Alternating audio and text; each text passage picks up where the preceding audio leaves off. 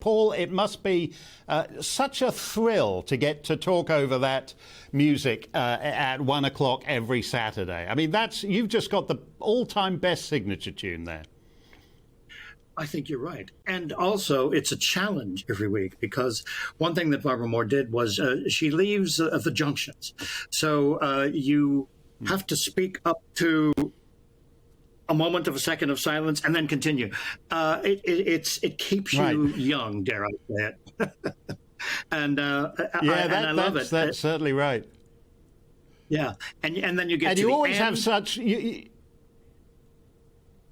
And you always have such fun in the middle section of it, which has got those, as you said, those little gaps. And you're just like fitting in 1 word, 2 words in those gaps. It's a fantastic performance, actually, Paul.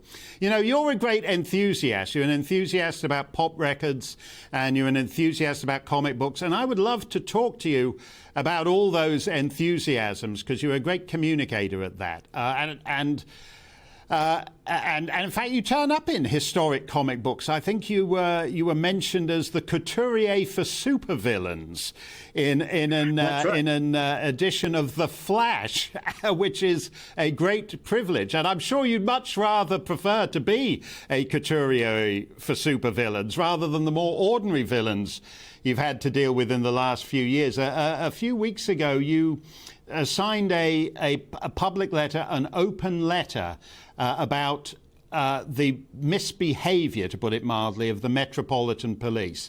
I take it after all these years that still weighs on you. Well, of course it does.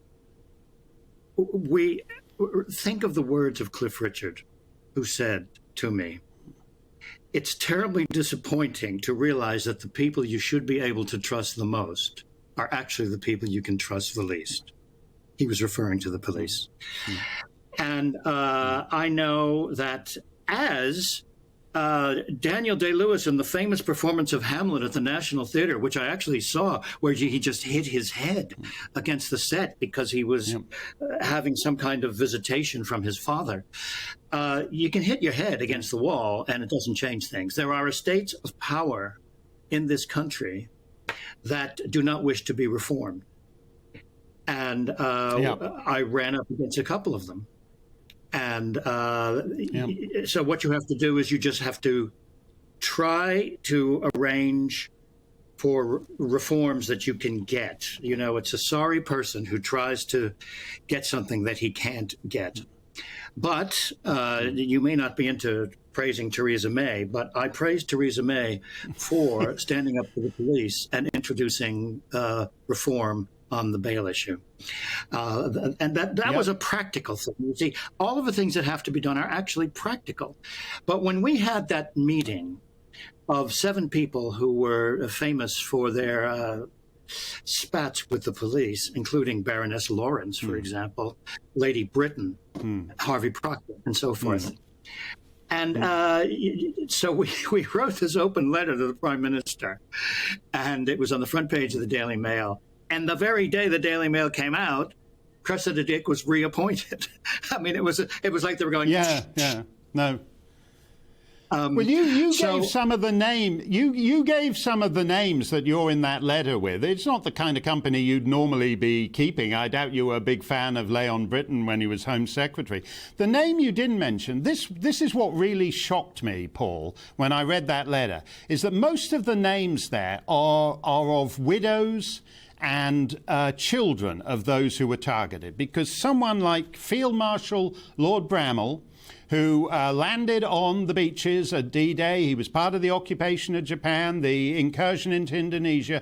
He served his country all his life, and then at the end, he's ensnared in this Cressida Dick operation that she sanctioned, which is completely absurd in its face, that somehow the House of Lords, which I have no use for, but somehow that prominent members of the House of Lords are drinking the blood of 7-year-old boys at the Carlton Club every Wednesday night. That fantasist was allowed to destroy the last years of these very distinguished people. This is a tragedy and an outrage simultaneously. I sat next to Lord Bramall's son, as we recorded our conversation. And he was asked what his father's response had been to these accusations and the police taking them seriously.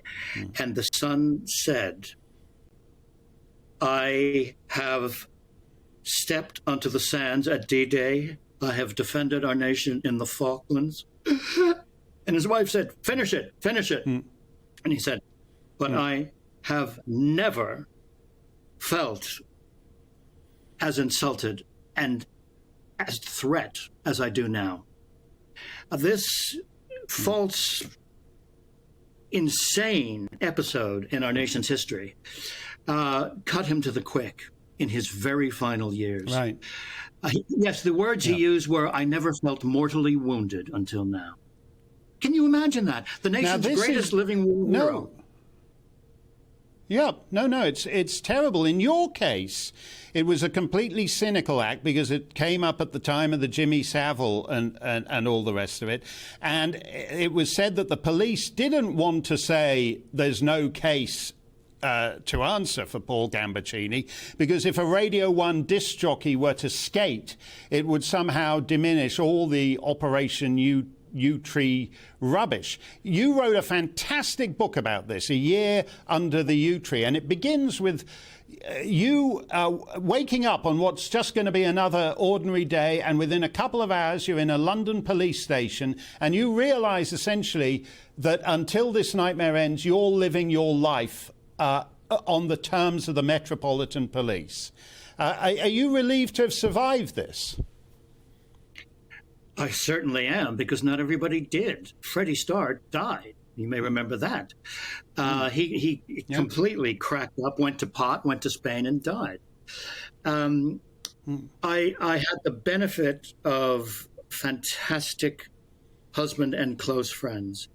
And when institutions drop you like a stone for fear of taint, your dear ones stand by you. And they are enough to get you through. Thank God. Thank God. Now, well, of course, thank you for that, Paul. Yeah, it's a terrific fight you're waging. I can't let you go though, without asking you the thing you're really expert in. I was watching last night the end of the Queen's reign in Barbados. And what popped into my head of all things was, Whoa, I'm Going to Barbados by the band Typically Tropical. Do you know where that got to in the UK charts? That record was a number one. That was a number one in 1975. Well, and then they went on top of the pops, and people realized they were white, and that was the end of that one. That's true. And it said that, I believe it said that kept Streets of London by Ralph McTell from being number one, for which we should. I'll tell you what, you know everything. Where did it get to in the Belgian charts? Belgium, I don't know, I'm afraid. But I want to say something to you, because I know this matters to you as well. Stephen Sondheim, his loss is so great. What a wonderful, wonderful talent he was. And what a great thrill it was for me to have a live interview with him on the radio when I was broadcasting the Olivier Awards, and there was a snag between a couple of awards, so I had 15 minutes live with Sondheim and Cameron McIntosh. Now that was a delight. And wow. Sondheim said, that's more Yeah. The first great reviews he ever got, the first great reviews he ever got were in London for A Funny Thing Happened on the Way to the Forum. Yeah. So he'd always been grateful to Britain since then. Well, that's true. I won't ask you about his record on the hit parade because I think it boils down to Judy Collins. But thank you, Paul. That was terrific stuff. By the way, Typically Tropical got to number 17 in the Flemish hit parade, but only 32 on the Walloon hit parade. Welcome to the GB News YouTube channel. You can watch us live 24 hours a day, catch up on your favourite shows, and join in the conversation in the comments below. Don't forget to subscribe and you'll never miss any of our exclusive content.